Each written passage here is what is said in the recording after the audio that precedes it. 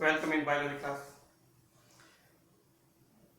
इसलिए क्लास में अपन ने क्लासिफिकेशन ऑफ कोऑर्डिनेट पहले पढ़ा, डिफरेंस बिटवीन कोऑर्डिनेटा एंड नॉन कोऑर्डिनेटा, और उसके बाद अपन ने लिया कैरेक्टरिस्टिक्स ऑफ कोऑर्डिनेट, कोऑर्डिनेटा के क्या लक्षण है, और क्लासिफिकेशन ऑफ कोऑर्डिनेट। तो उस क्लासिफिकेशन में अपन ने पढ़ा था कि कोऑर्डिनेटा को दो ग्रुप में डिवाइड कर देते हैं, एक प्रोटोकोऑर्डिनेटा, दूसरा यूकोऑर्डिनेटा, या कुछ जो है सीधा ही सब फाइलम में डिवाइड कर देते हैं, कोऑर्डिनेटा फाइलम है, और तीन सब फाइलम बना देते हैं, यूरोकोऑर्डिनेटा, सिफेलोकोऑर्डिनेटा और वर्टिब्रेटा। यूरोकोऑर्डिनेटा और सिफेलोकोऑर्डिनेटा इन दोनों को सम्मिलित रूप से प्रोटोकोऑर्डिनेटा कहते हैं। तो अपन बात करेंगे आज प्रोटोकोऑर्डिनेटा क्या है। तो students, protochordata primitive, proto means primitive, आद्य विकसित, कम विकसित कोऑर्डिनेटा है जो सबके सब समुद्र में पाए जाते हैं। ऑल आर मैराइन, समुद्री है। जलीय आवास दो प्रकार का होता है, एक अलवणीय जल और दूसरा लवणीय जल। तो समुद्र का जल लवणीय है, तो ऑल आर मैराइन। प्रोटोकोऑर्डिनेटा में स्कल, ब्रेन के चारों ओर पाए जाने वाला कंकाल स्कल, करोटी, कपाल, ब्रेन बॉक्स, क्रेनियम, ये अनुपस्थित होता है, तो स्कल अनुपस्थित होती है। लेकिन कोऑर्डिनेटा का कैरेक्टर नोटोकॉर्ड इनके जीवन की किसी अवस्था में अवश्य ही पाई जाती है। कशेरुकदंड या वर्टिकल कॉलम इनमें एब्सेंट होता है। कोऑर्डिनेटा का एक कैरेक्टर फेरेंजियल गिल स्लिट्स इनके जीवन पर्यंत उपस्थित रहता है, फेरेंजियल गिल स्लिट पाया जाता है। सामान्यतः इनमें एक्सोस्केलेटन, बाह्य कंकाल, जो जंतुओं में नाखून, पंजे, खुर, सींग, शल्क, सूखे शल्क आदि जो होते हैं, वो इनमें एक्सोस्केलेटन एब्सेंट होता है।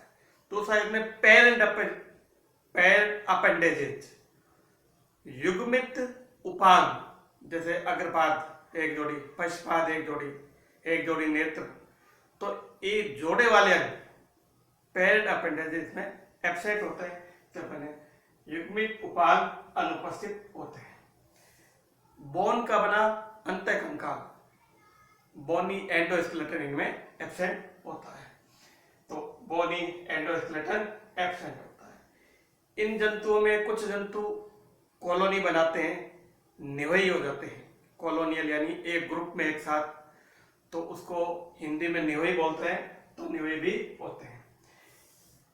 क्योंकि ये प्रिमिटिव कोऑर्डिनेट है, इसलिए इनमें एसेक्सुअल रिप्रोडक्शन भी पाया जाता है, जो बडिंग के द्वारा होता है, रिप्रोडक्शन बाय बडिंग। एक विशेष लक्षण, इनकी फेरिंग्स में जो एक संरचना है एंडोस्टाइल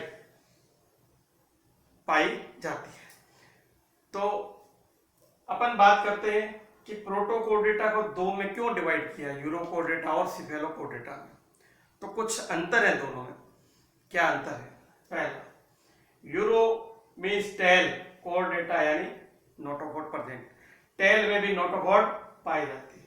सिफेलो मीन्स हेड, सिर में भी नोटोकॉर्ड पाई जाती है।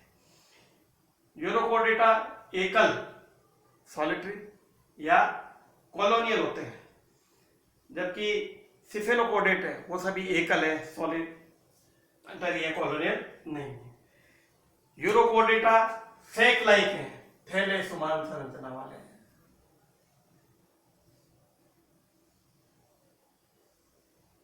इस प्रकार, जबकि सिफेलोकोऑर्डिनेटा फिश लाइक स्ट्रक्चर रखते हैं।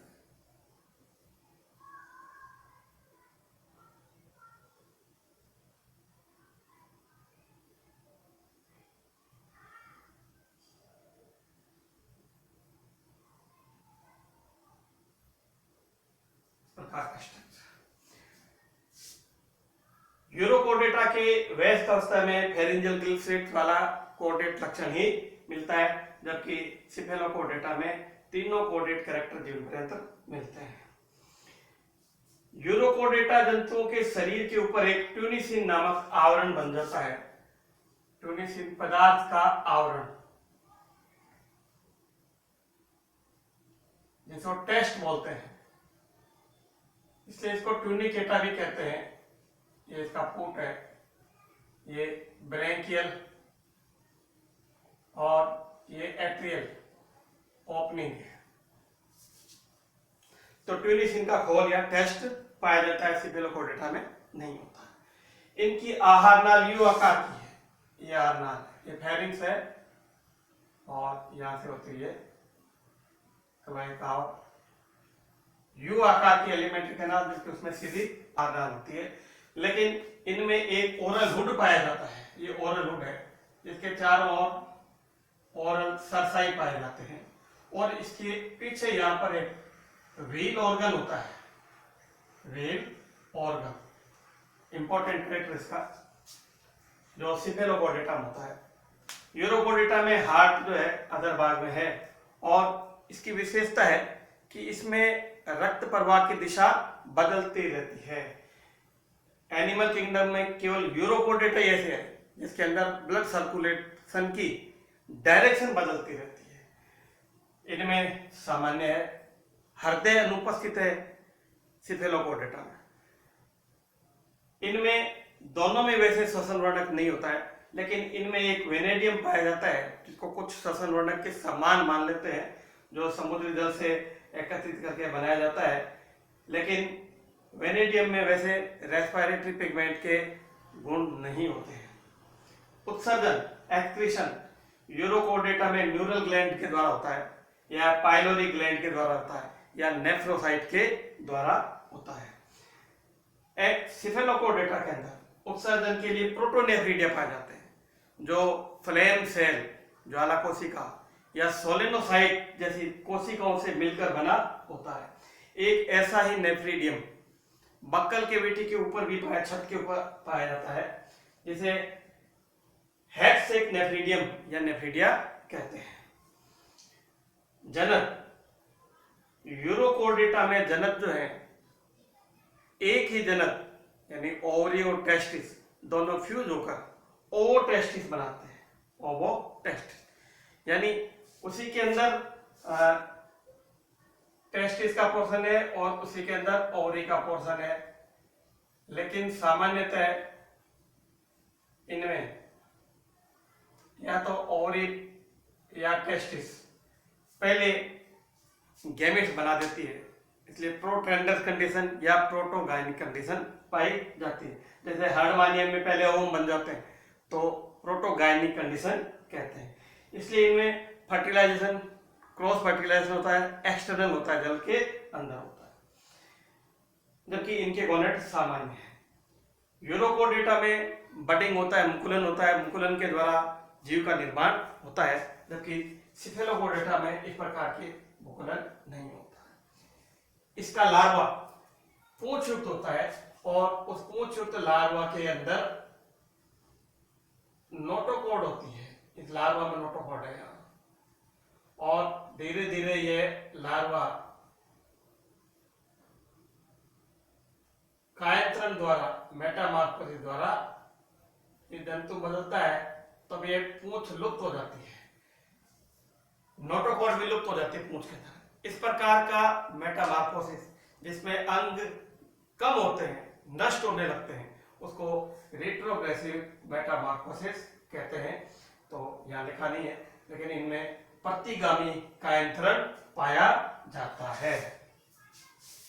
रिट्रोग्रेसिव मेटामॉर्फोसिस, प्रतिगामी कायंत्रण।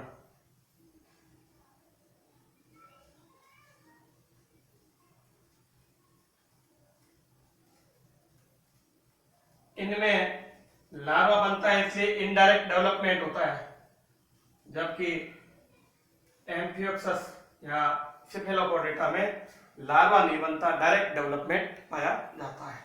सिफेलोकोडेटा का सबसे अच्छा उदाहरण है एम्फियोक्सस और एसेमीट्रॉन।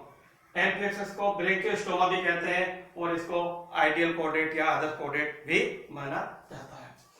यूरोकोडेटा को भिन्नताओं के आधार पर 3 क्लासेज में डिवाइड कर देते हैं। एसिडेशिया, थैलीएशिया और लार्वेशिया, तीनों में क्या अंतर है।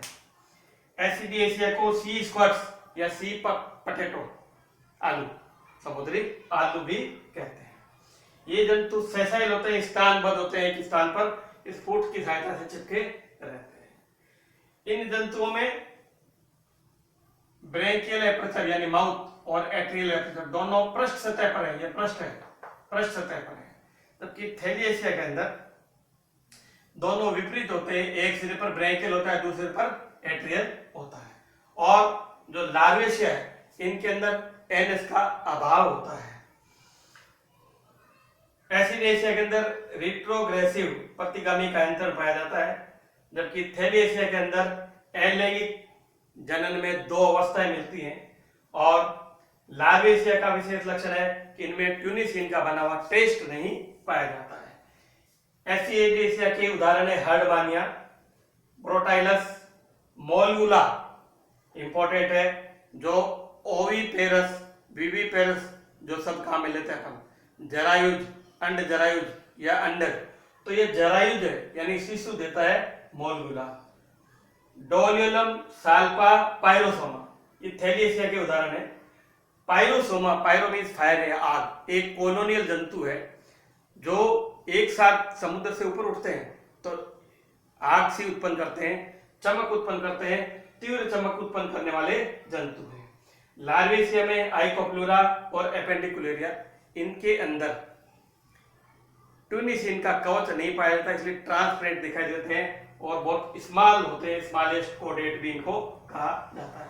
तो स्टूडेंट अपन ने पढ़ा पहले प्रोटोकोडेटा के लक्षण, उसके बाद अपन ने पढ़ा प्रोटोकोडेटा के दो सब फाइलम, यूरोकोडेटा और सिफेलोकोडेटा। यूरोकोडेटा और सिफेलोकोडेटा में इतने अंतर है और जनरली क्वेश्चन अंतर पर ही पूछा जाता है, जो कैरेक्टर स्पष्ट होता है उसी पर ही क्वेश्चन पूछा जाता है। यहाँ कुछ नए लक्षण थे, जैसे ट्यूनिसिन का घोल, श्वसन वर्णक की जगह वेनेडियम, न्यूरल या पाइलोरी ग्लैंड, ओवोटेस्टिस, ये जंतु जगत में इसके अलावा किसी में नहीं मिलता है। ब्लड की डायरेक्शन चेंज होना, ये इसके अलावा जंतु जगत में नहीं मिलता। तो ये कुछ कैरेक्टर्स हैं जो सिफेलोकोडेटा, यूरोकोडेटा को डिफरेंट आपस में करते हैं। यूरोकोडेटा के तीन क्लासें, एसिडेशिया, थैलिएशिया और लार्वेशिया। तीनों में बहुत थोड़ा सा अंतर है, ये सी स्क्वाट्स, सी पोटैटो स्थानबद्ध है, ये दोनों फ्री है।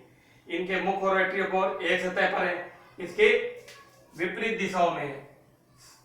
साल्पा की संरचना देखें या डोलियोलम को देखें तो इस प्रकार से ब्रेंकियल एपर्चर और इधर से एट्रियल एपर्चर होता है, जबकि इसमें दोनों सिरे पृष्ठ पर हैं, इसके विपरीत हो रहे हैं और ये अलग प्रकार का है। तो ये जो यूरोकोडेटा और सिफेलोकोडेटा है आपस में किस प्रकार से समानताएं रखते हैं, वो ये लक्षण है। विभिन्नताएं कौन सी है, ये लक्षण है। तो मैं समझता हूँ प्रत्येक कंसेप्ट आपका क्लियर हो गया होगा। फिर भी अगर कोई दिक्कत रहती है तो आप उनसे कंसल्ट कर सकते हैं, पूछ सकते हैं। Okay, thank you. नेक्स्ट अपन कोडेटा में इसके बाद नेथोस्टोमेटा या एग नेथा उनका वर्गीकरण करेंगे। धन्यवाद।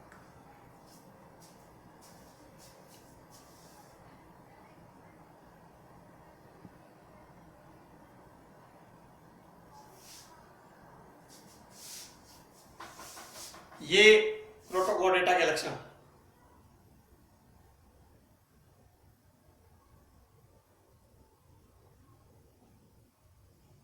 और इधर ये यूरोकोडेटा और सिफेलोकोडेटा का तुलनात्मक अध्ययन। जब तक हम तुलनात्मक अध्ययन नहीं करते हैं हमारे कंसेप्ट कभी क्लियर नहीं होते हैं, और हमारे कंसेप्ट अगर क्लियर नहीं है तो हम ऑब्जेक्टिव क्वेश्चन का आंसर नहीं दे पाएंगे। कुछ समय तो हमें याद रहेगा, उसके बाद भूलने लग जाएंगे। और ये यूरोकोडेटा का क्लासिफिकेशन है, एसिडेशिया, थैलिएशिया और लार्वेशिया, तीनों के एग्जाम्पल हैं। हर्डवानिया, बोट्राइलस, मोलगुला, थैलिएशिया के डोलियोलम, साल्पा, पायरोसोमा, लार्वेशिया में आइकोप्लूरा और एपेंडिकुला। तो मैं समझता हूँ प्रोटोकोडेटा आपका क्लियर हो गया होगा।